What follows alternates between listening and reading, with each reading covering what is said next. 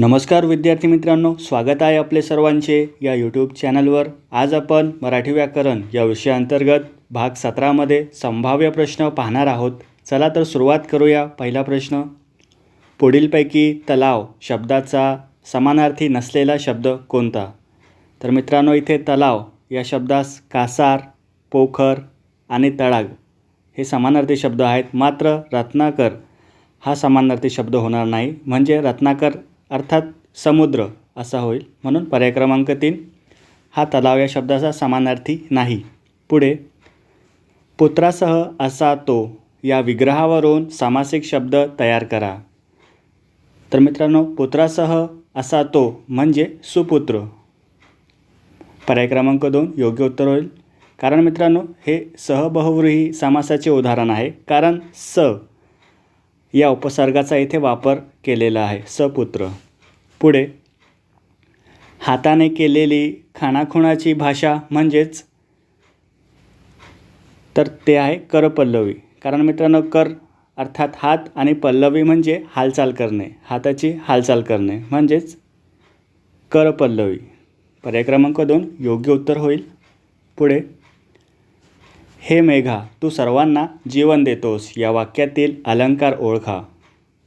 तर मित्रांनो, या वाक्यात जीवन या एका शब्दाचे पाणी आणि आयुष्य असे 2 अर्थ निघतात, आणि जेव्हा एका शब्दाचे 2 अर्थ वापरले जात असते तेव्हा होतो श्लेष अलंकार। पुढे, एकच प्याला हे पुस्तक कोणाचे? तर एकच प्याला हे मराठी साहित्यातील अत्यंत गाजलेले नाटक आहे। त्याचे लेखक आहे राम गणेश गडकरी। मित्रांनो, राम गणेश गडकरी यांना गोविंदाग्रज या टोपण नावाने सुद्धा ओळखलं जातं। पुढे, डरकणे हा ध्वनिदर्शक शब्द कोणत्या प्राण्यासाठी वापरला जातो? तर हा ध्वनिदर्शक शब्द आहे बेडूक या प्राण्यासाठी वापरला जातो। जसं मित्रांनो, कोंबड्याचे आरवणे, सिंहाची गर्जना, म्हशीचे हंबरणे, त्याचप्रमाणे बेडकाचे डरकणे हा ध्वनी शब्द आपण वापरतो। पुढे, रुधिर ह्या शब्दाचा खालीलपैकी अर्थ कोणता? तर रुधिर हा संस्कृत शब्द आहे आणि त्याचा अर्थ होतो रक्त।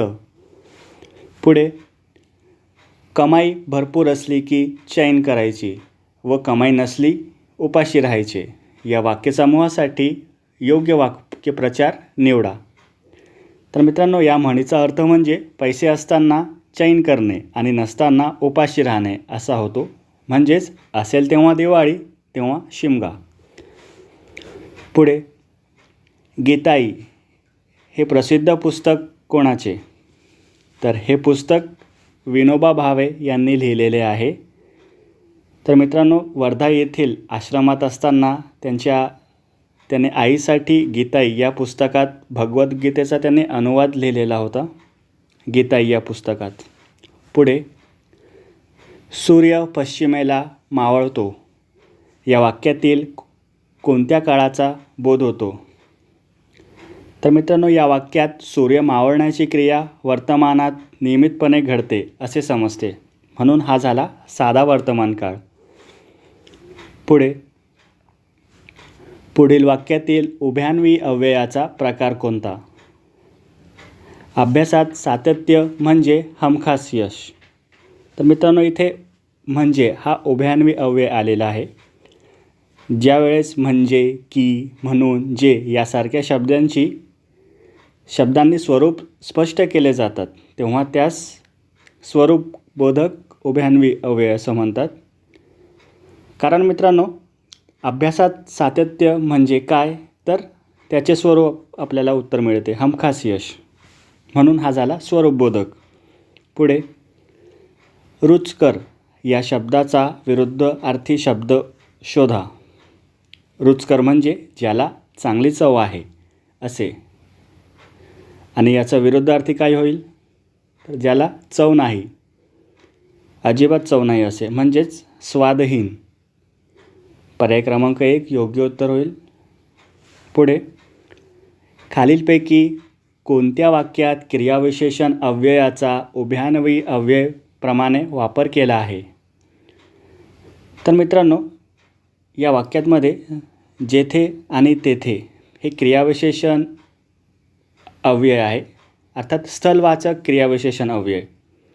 आणि मित्रांनो, जेथे आणि तेथे हेच उभयान्वी अव्ययामध्ये वापरले गेलेले आहे, ज्यामध्ये संकेतार्थी ते आहे जेथे आणि तेथे अट घातलेली आहे. म्हणून जो पर्याय क्रमांक 4 आहे, जेथे दया क्षमा शांती तेथे देवाची वस्ती, हाच क्रियाविशेषण अव्ययाचा उभयान्वी अव्ययाप्रमाणे इथे वापर केला गेलेला आहे. पुढे,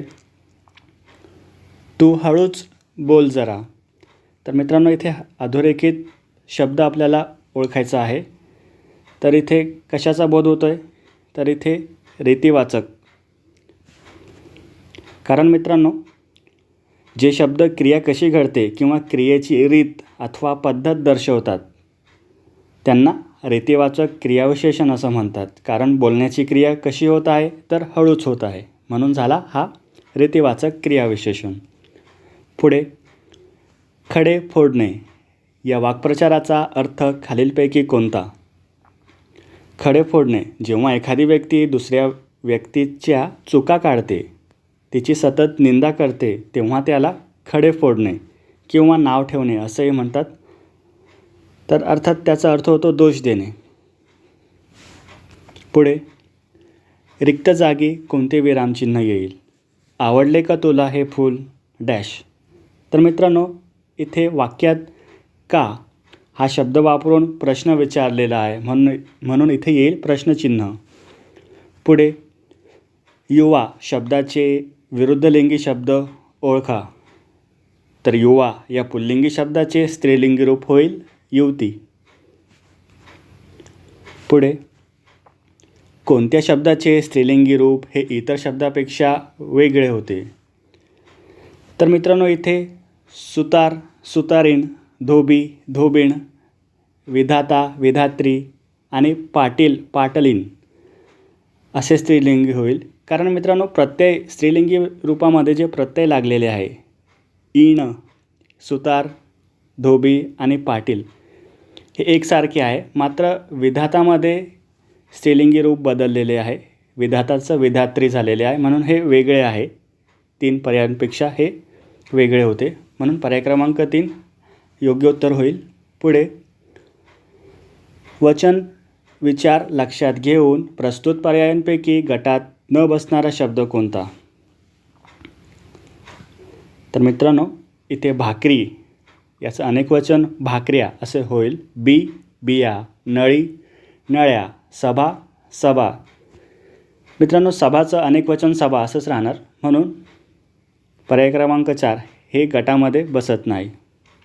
पुढे, गुंडांनी घराला आग लावली या वाक्यात क्रियापदाचा प्रकार ओळखा. तर मित्रांनो, हे सकर्मक क्रियापद आहे का? तर आग लावणारे कोण? गुंड. गुंड हे कर्ता आहे. आणि क्रिया कशावर घडत आहे? घरावर. कशाने घडत आहे? आगीने क्रिया घडत आहे. म्हणजे इथे 2 कर्म आलेले आहे, प्रत्यक्ष आणि अप्रत्यक्ष. हे सकर्मक क्रियापद तर आहेच, पण 2 कर्म आल्यामुळे हे द्विकर्मक क्रियापद होईल. म्हणून पर्याय क्रमांक 3 हाच आपला योग्य उत्तर होईल. पुढे, कोणत्या क्रियापदातील धातू निश्चितपणे सांगता येत नाही?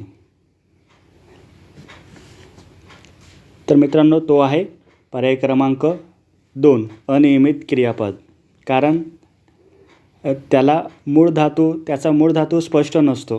उदाहरणार्थ, आपण खातो हा क्रियापद आहे. खातो हा क्रियापद खा या मूळ धातूपासून बनलेला आहे. पळतो पळ, करतो कर. आणि अनियमित क्रियापदामध्ये ज्याचा मूळ धातू स्पष्ट नसतो, उदाहरणार्थ आहे, नाही, पाहिजे, यांचे जे मूळ धातू आहे ते स्पष्टपणे आपल्याला सांगता येत नाही, म्हणून ते ठरते अनियमित क्रियापद. पुढे, कर्त्याला क्रिया करणे म्हणजे जेव्हा शक्य नसते तेव्हा डॅश क्रियापद होतात. तर मित्रांनो, जेव्हा एखादी क्रिया करणे शक्य आहे किंवा शक्य नाही हे क्रियापदावरून समजते, तेव्हा त्यास शक्य क्रियापद असे म्हणतात. उदाहरणार्थ, आपण म्हणतो की आता आजोबांना थोडे चालवते. आणखी काय सांगता येईल? त्याला आता 2 किलोमीटर पळवते. तर मित्रांनो, हे सकारात्मकही असतात, नकारात्मकही असतात. उदाहरणार्थ, मला हा उन्हाचा तडाखा सोसवत नाही. म्हणजे क्रियापद जे असते, चालवते, बसवते, करवते अशा प्रकारचे क्रियापद असते, ते असते शक्य क्रियापद. पुढे संयुक्त क्रियापदाचे वाक्य ओळखा. संयुक्त क्रियापद अर्थात जेव्हा 2 शब्द मिळून एकच क्रिया पूर्ण करतात तेव्हा त्यांना संयुक्त क्रियापद म्हणतात. उदाहरणार्थ, खाऊन टाक, करून घे, धावू लागली. तर पर्यायामध्ये जो दुसरा पर्याय आहे, बाळा एवढे लाडू खाऊन टाक, हा मित्रांनो संयुक्त क्रियापद होईल. खाऊन टाक, कारण एक धातुसाधित आहे आणि एक सहाय्यक क्रियापद आहे. पुढे सिद्ध धातूंना प्रत्यय लागून डॅश क्रियापदे तयार होतात. तर ते क्रियापद होतात सिद्ध क्रियापद. कारण जे मूळ धातू आहे जा, ये, कर, बस, तर आपण त्याला म्हटलो जातो, येतो, करतो, बसलो, तर त्याला प्रत्यय लागून ते सिद्ध क्रियापद होतात. पुढे क्रियापदाचा प्रकार ओळखा. स्वतः मेल्याशिवाय स्वर्ग दिसत नाही. तर मित्रांनो, नाही हा इथे क्रियापद आहे. तर त्याचा प्रकार कोणता? तर हा होतो अनियमित क्रियापद. कारण मूळ धातू कोणता हे निश्चितपणे सांगता येत नाही. पुढे शुद्धलेखनदृष्ट्या अचूक शब्द ओळखा. तर मित्रांनो, इथे प्रावीण्य हा शब्द आहे, जो की पर्याय क्रमांक 1 मधला प्रावीण्य शुद्ध लेखनानुसार अचूकरित्या लिहिलेले आहे. आणि बाकीचे जे पर्याय आहेत तिथे प्रावीण्य हे चुकलेले आहे. म्हणून पर्याय क्रमांक 1 प्रावीण्य हा बरोबर उत्तर होईल. पुढीलपैकी वचन नियमानुसार गटात न बसणारा शब्द कोणता? तर मित्रांनो, इथे शब्दाचे लिंग आणि त्याचे अनेक वचन होण्याचे नियम यावर हे आधारित आहे प्रश्न. जसं नदी, नद्या, बी, बिया, काठी, काठ्या, पाखरू, पाखरे. पहिले तिन्ही जे आहेत पर्याय ते स्त्रीलिंगी रूप आहेत. मात्र जे पाखरू आहे हा आपला गटात न बसणारा शब्द आहे. म्हणून पर्याय क्रमांक 4 योग्य उत्तर होईल. पुढीलपैकी अशुद्ध शब्द ओळखा. अशुद्ध म्हणजे व्याकरणदृष्ट्या चूक असलेले. तर इथे नवीन हा जो शब्द आहे, वला दीर्घ वेलांटी आहे, दुसरी वेलांटी आहे, पहिली वेलांटी नाही, म्हणून हा नवीन चुकलेला शब्द आहे, अशुद्ध आहे. पुढे आरती सुरू झाली, घंटानाद सुरू झाला, याचे मिश्र वाक्य कसे होईल?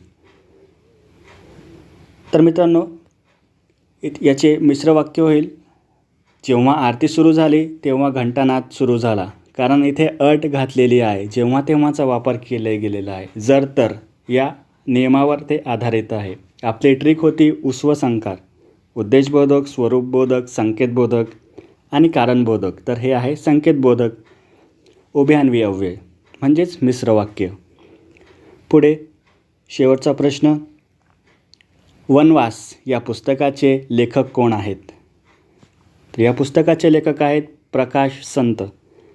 यांचे गाजलेले पुस्तक आहे, मराठी साहित्य आहे व प्रकाश संत यांनी लिहिलेले वनवास हे पुस्तक. तर मित्रांनो, अशा प्रकारे आपण आज 30 प्रश्न बघितलेत. तर व्हिडिओ आवडल्यास व्हिडिओला लाईक करा, चॅनलला सबस्क्राईब करणं विसरू नका. काही शंका असेल तर कमेंट बॉक्समध्ये नक्कीच कमेंट करा. जय हिंद, जय महाराष्ट्र.